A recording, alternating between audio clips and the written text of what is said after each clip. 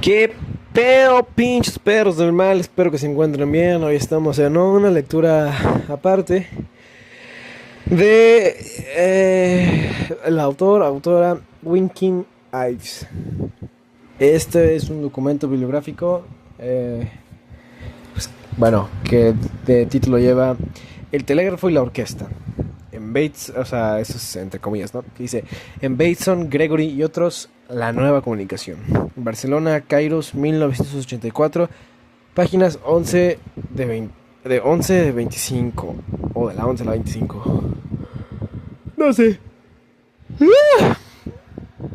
Pero bueno, espero que vamos a empezar ya, ¿no? El telégrafo y la orquesta. La palabra comunicación es un término irritante, un inverosímil trastero donde se encuentran trenes y autobuses, telégrafos y cadenas de televisión, pequeños grupos de encuentro, recipientes, esclusas y naturalmente una colonia de mapaches, puesto que los animales se comunican, como todo el mundo sabe gracias a Lorenz, Tinbergen y von Frisch. Pero, por la misma razón, es un término fascinante. Investigadores y pensadores no cesan de criticarlo, rechazarlo, desmenuzarlo, pero el término siempre vuelve a salir a la superficie, virgen y puro. Comunicarse es algo que está bien, y así la última de sus vicisitudes. El término está siendo trasvasado del campo de las relaciones humanas al de las relaciones públicas, con el resultado de que las agencias de publicidad se transforman en empresas de comunicación. En una esfera que quizá no esté muy alejada de ese ámbito, el Ministerio Francés de Cultura Completa El Ministerio Francés de Cultura completa su designación con las palabras "y de la comunicación". El mismo fenómeno se percibe al otro lado del Atlántico.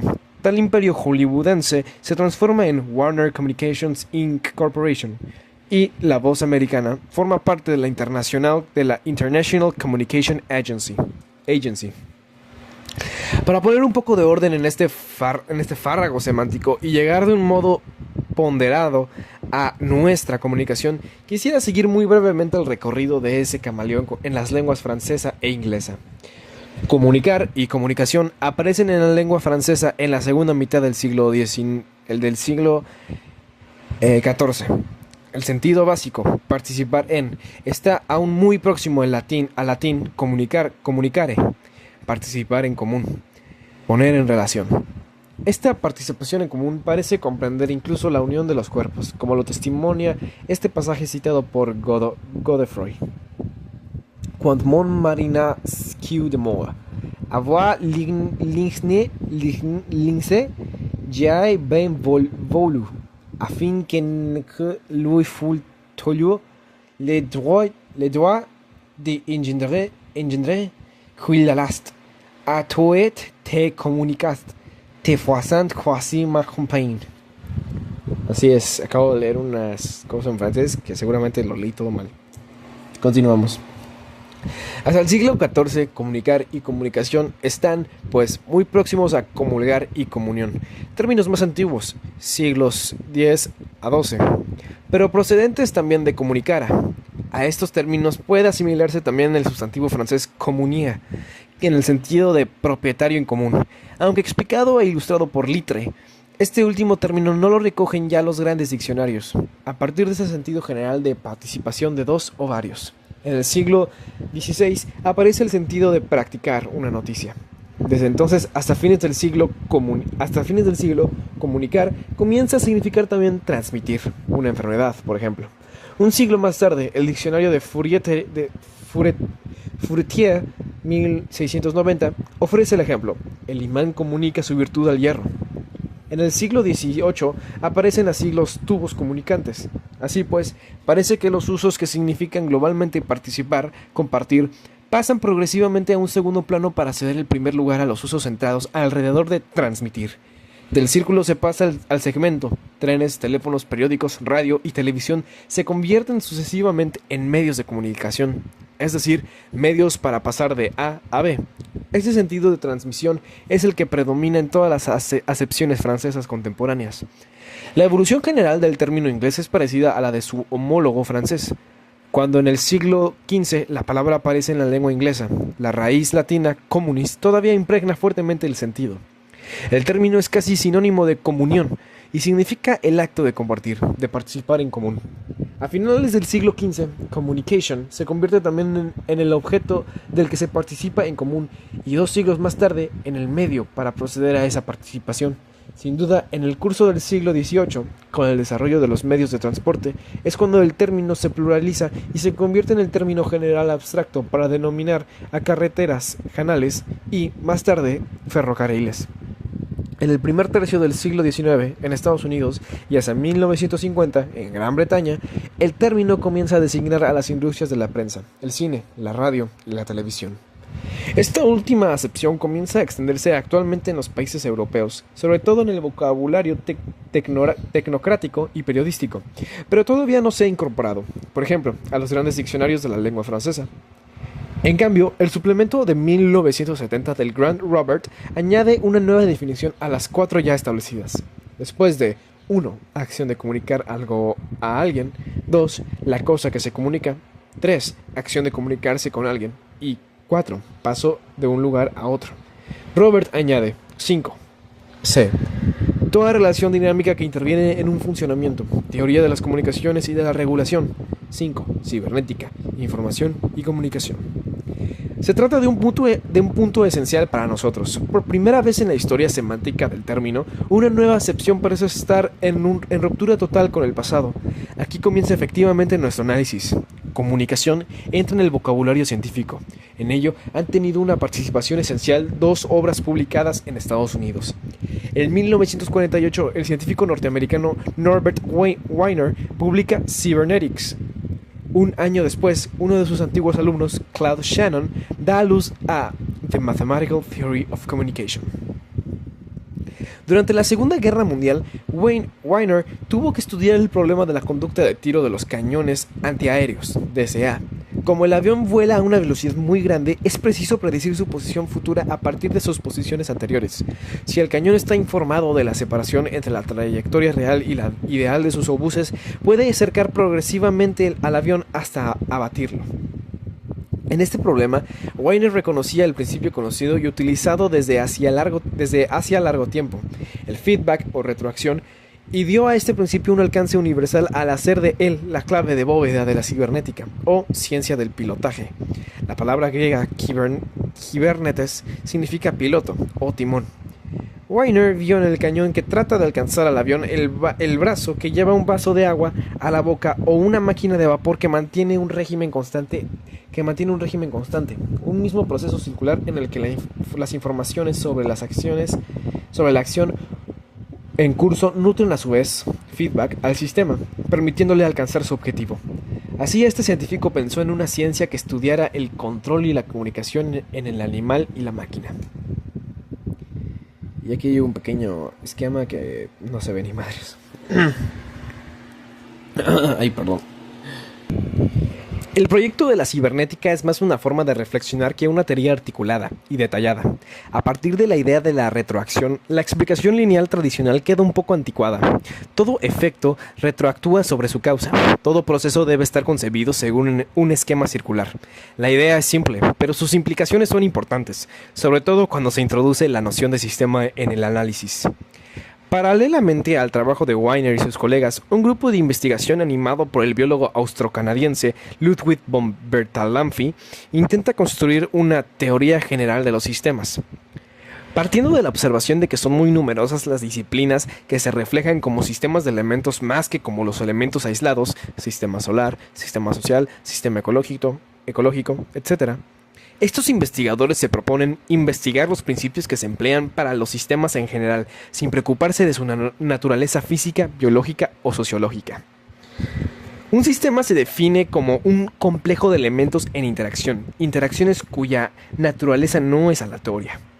La teoría general de los sistemas y la cibernética se interpenetrarán progresivamente para dar como resultado lo que hoy se denomina la sistémica. Mientras que la teoría de los sistemas y la cibernética ocupan sus lugares, Claude Shannon, un antiguo alumno de Wiener, elabora una teoría matemática de la comunicación. Juntos, ambos hombres ponen a punto ciertos detalles técnicos, pero el mismo espíritu del trabajo de Shannon es muy diferente del de Wiener. Así, el modelo de la comunicación de Shannon, que es puramente lineal, se opone netamente al modelo circular, retroactivo, de Wiener. Hay ahí, sin duda, la marca de los laboratorios de la compañía Bell Telephone en la que trabaja Shannon. En efecto, desde hacía mucho tiempo los ingenieros de telecomunicaciones trataban de mejorar el rendimiento del telégrafo, es decir, aumentar la velocidad de transmisión del mensaje, disminuir las pérdidas en el curso de la transmisión, determinar la cantidad de información que es posible emitir en un tiempo dado.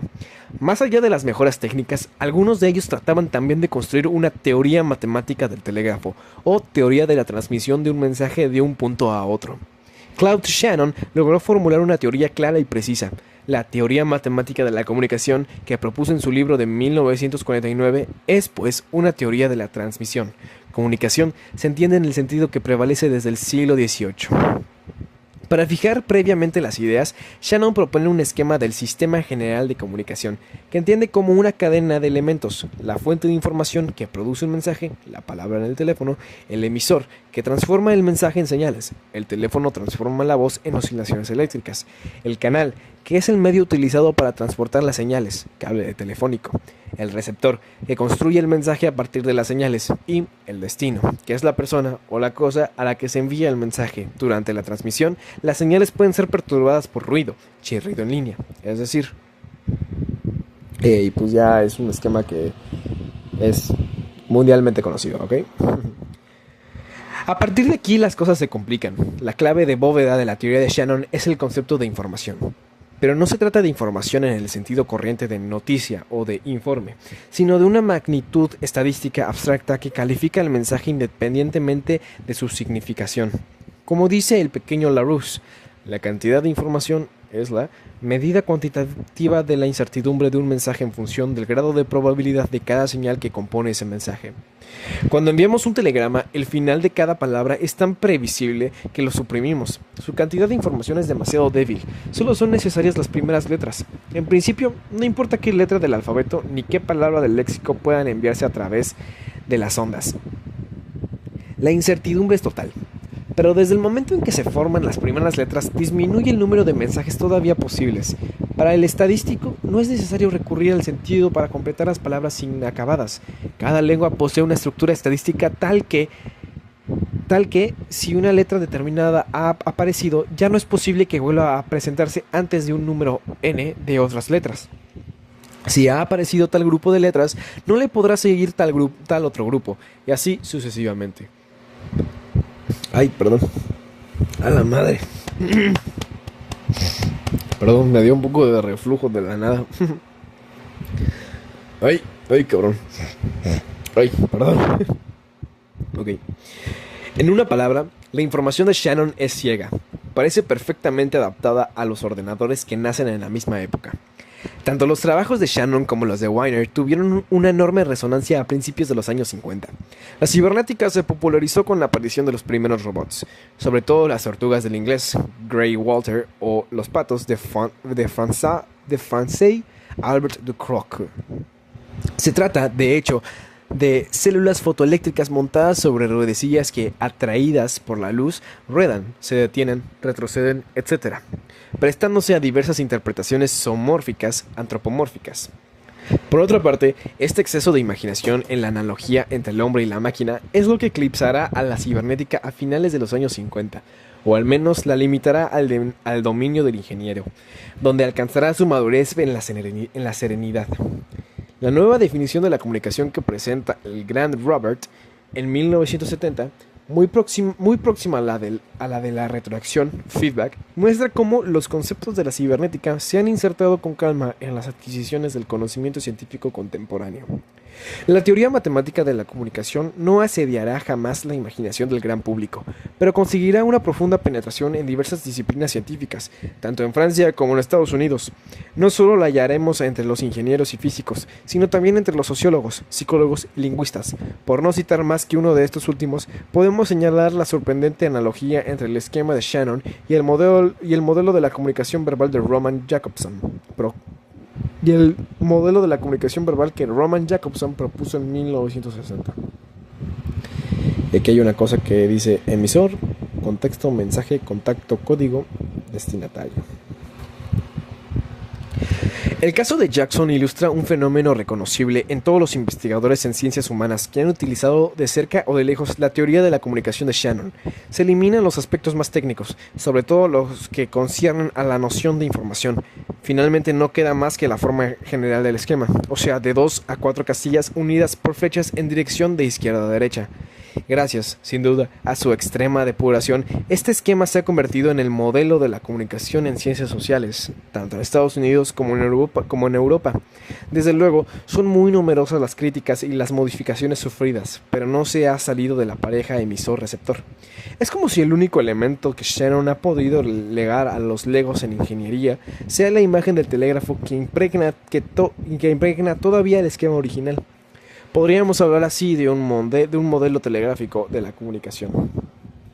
Sin embargo, en el curso de los años 50, en la época en que el modelo telegráfico comienza a adquirir una posición dominante en la reflexión teórica sobre la comunicación, algunos investigadores norteamericanos tratan de partir de cero en el estudio del fenómeno de la comunicación interpersonal, sin pasar por la teoría de Shannon.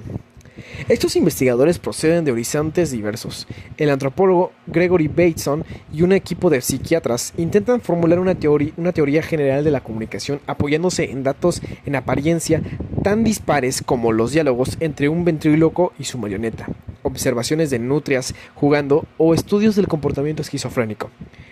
Ray Birdwhistell y Edward Hall son dos antropólogos con un considerable bagaje de conocimiento lingüísticos que intentan extender el dominio tradicional de la comunicación introduciendo en él la gestualidad, kinésica y el espacio interpersonal, proxémica. Erving Goffman es un sociólogo fascinado por la manera en que los pasos en falso, los bastidores o los asilos revelan como desgarrones la trama del tejido social. No entendí nada, qué verga. En apariencia no hay nada muy común entre estas personas y sus preocupaciones, pero si se examina su biografía con más detalle, se ve aparecer una red de trayectorias cruzadas, universidades y centros de investigación comunes y, finalmente, una interpenetración conceptual y metodológica muy grande. Así, por ejemplo, Goffman fue durante un tiempo alumno de Birdwhistell en Toronto y recibió una formación casi idéntica a la de este en la Universidad de Chicago. Hall y Birdwhistell obtuvieron su formación lingüística de los mismos maestros. Birdwhistell trabaja muy a menudo con Bateson y Shefflin. Este último evoca en una entrevista reciente esta difusión tácita de las ideas nuevas en el seno del grupo. La cosa más revolucionaria que he aprendido de Ray ha sido una manera diferente de pensar en cómo comprender el universo. Gregory Bateson es el representante más conocido de esta forma de pensar. También él aprendió enormemente de Ray Birdwhistell, lo cual no se reconoce lo suficiente. Ray y Gregory eran muy íntimos y pasaron mucho tiempo juntos. Durante esos años lo aprendimos todo el uno del otro. Mire, había un movimiento. Estaba en el aire. El grupo inicial se incrementó en el curso de los años 60 y 70, convirtiéndose más bien en una red de interconexión.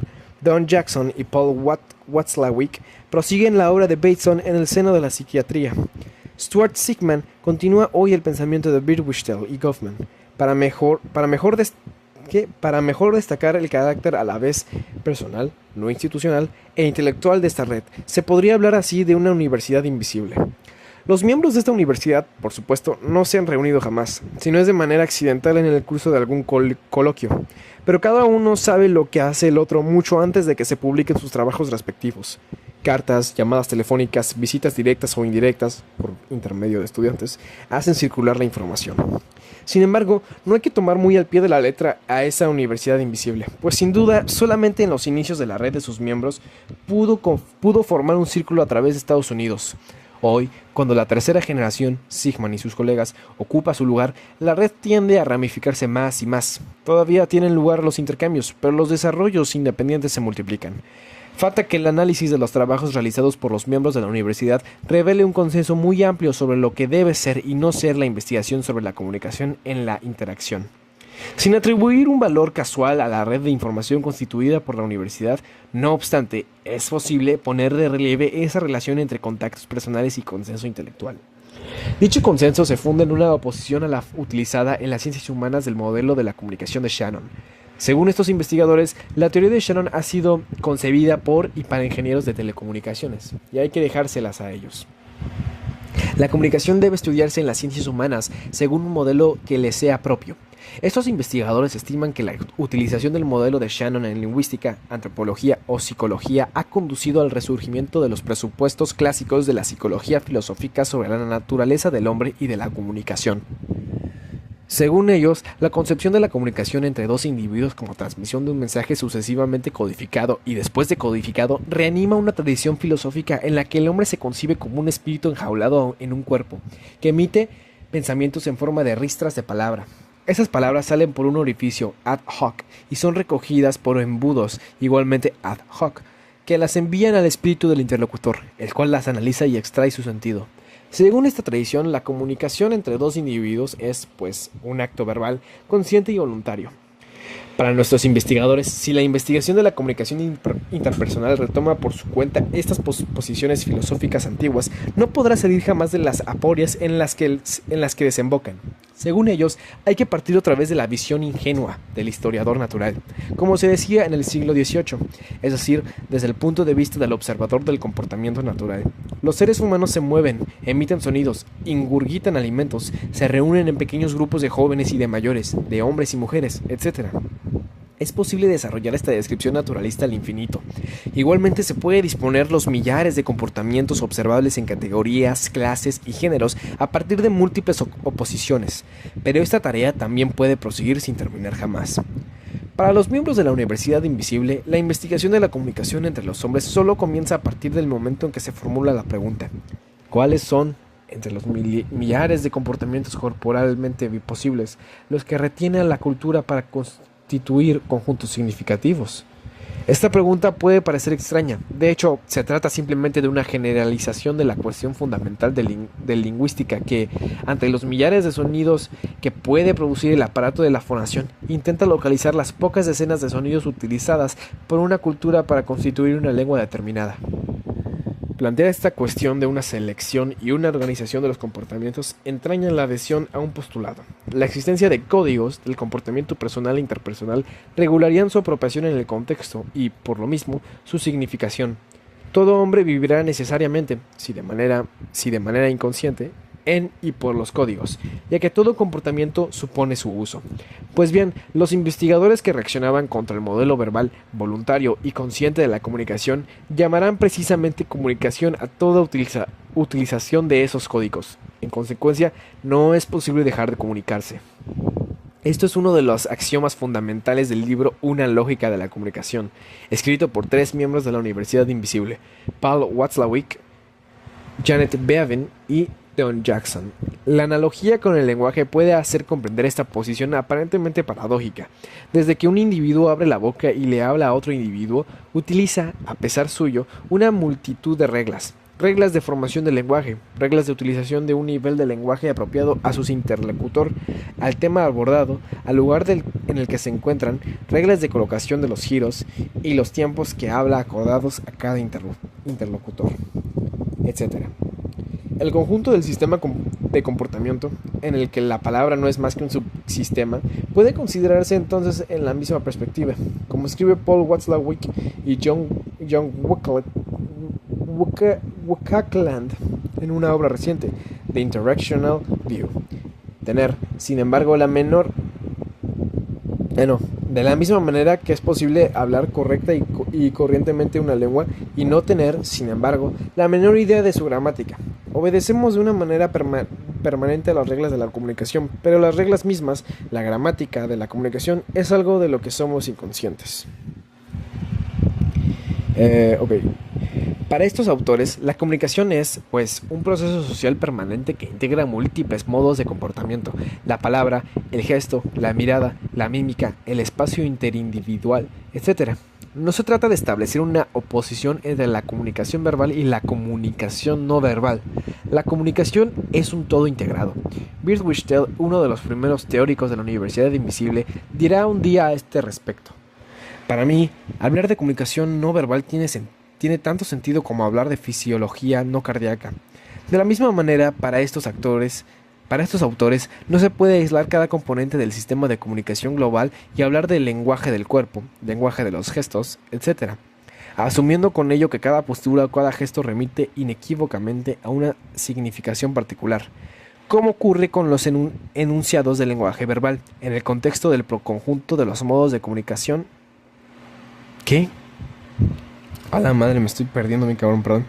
Como ocurre con los enunciados del lenguaje verbal, los mensajes procedentes de otros modos de comunicación carecen de significación intrínseca.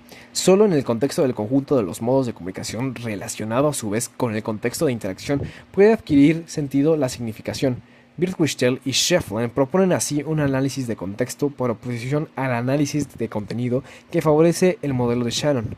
Si la comunicación se concibe como una actividad verbal y voluntaria, la significación está encerrada en los bocadillos que se envían a otros interlocutores. Lo que se envían a los interlocutores, perdón. El analista no tiene más que abrirlos para extraer el sentido.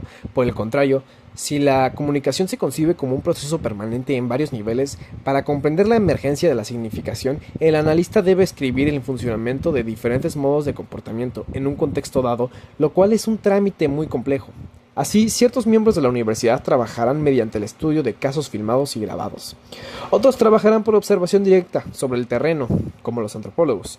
Todos estimarán inadecuados los métodos experimentales en los que las variaciones de un elemento X, por ejemplo la edad, el sexo o el grado de intimidad de los interlocutores, se ponen en correlación con las variaciones de un elemento y, por ejemplo, la distancia que separa a los interlocutores.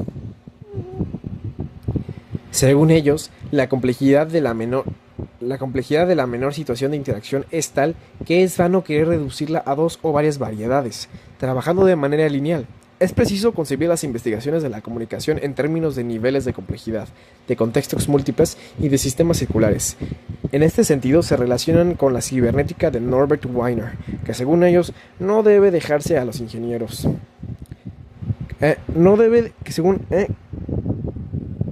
Según ellos no debe dejarse a los ingenieros, contrariamente a la teoría de Shannon. Gregory Bateson, el decano de la Universidad de Invisible, asistirá activamente al nacimiento de la cibernética y hará de ella uno de los principales útiles de su reflexión. Paul Watzlawick, Don Jackson y Albert Schefflin utilizarán a fondo la teoría general de los sistemas. En varios miembros de la Universidad de Invisible hallaremos el desarrollo de una analogía entre la comunicación y una orquesta que esté tocando.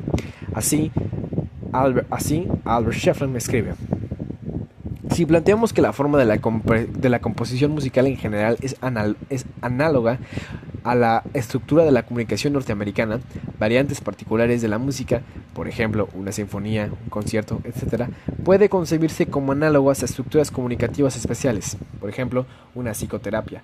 Así, una fuga para un cuarteto de cuerda es una analogía razonable de una psicoterapia en un grupo de 4 personas.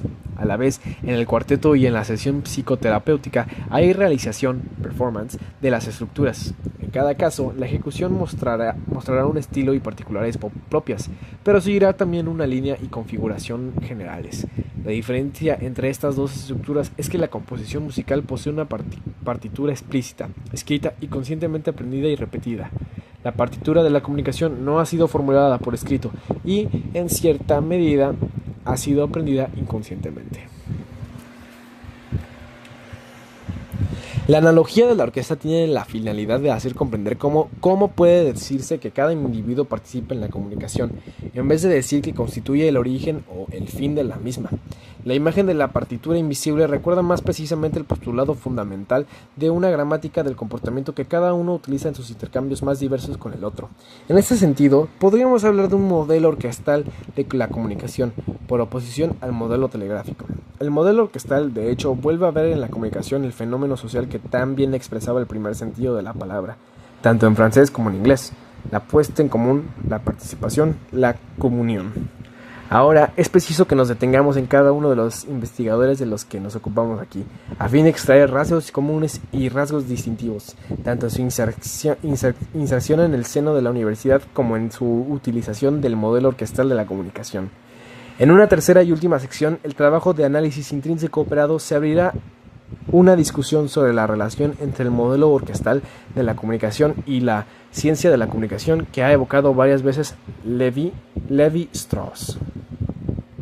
Entonces, aparecerá de manera evidente la pertinencia de los trabajos norteamericanos. Bueno, pues eso fue todo. Espero que les haya gustado. Fue una media hora bastante larga. Se me hizo, bueno, no larga, pero sí fue bastante. Espero que les haya gustado. Pues más o menos me gustó. Estuvo bien. Pues bueno, nada, espero que les haya gustado y nos andamos viendo en próximos videos. Chao, chao.